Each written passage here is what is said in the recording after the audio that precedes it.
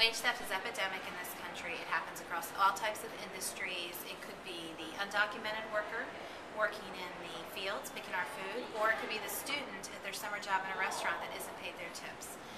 There was a study done in New Orleans that 100% of restaurant workers have experienced wage theft. 100% of nursing home workers have experienced wage theft. It's particularly pervasive in service industries, such as in Miami-Dade County, for example. We have a lot of hotels.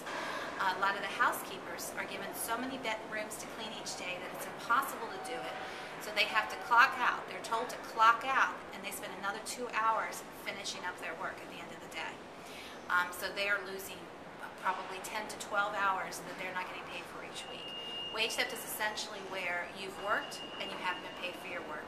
In the most egregious cases, such as what happens with some undocumented workers, it could be because you weren't paid at all.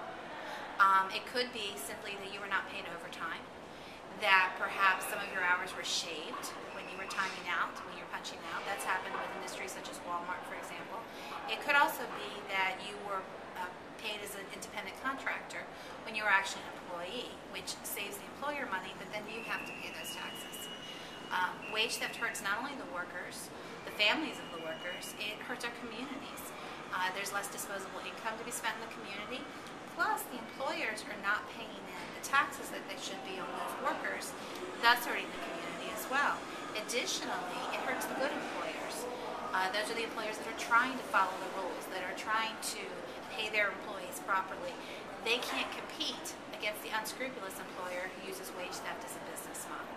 It's particularly pervasive, as I mentioned, in a community like South Florida with a high immigrant population, a high number of low-wage jobs and service industry jobs.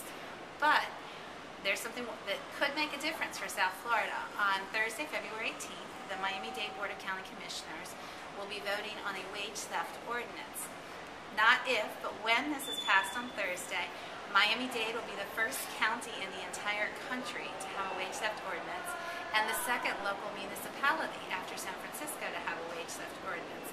I suspect that you never thought you'd hear Miami-Dade and cutting edge in the same sentence, but you have an opportunity to make that happen. You need to call your county commissioners. You need to tell them that you want to say no to wage theft in Miami-Dade County, that that's not something that our community can afford, and that you would like them to vote yes on the wage theft ordinance this Thursday, February 18th. Thank you.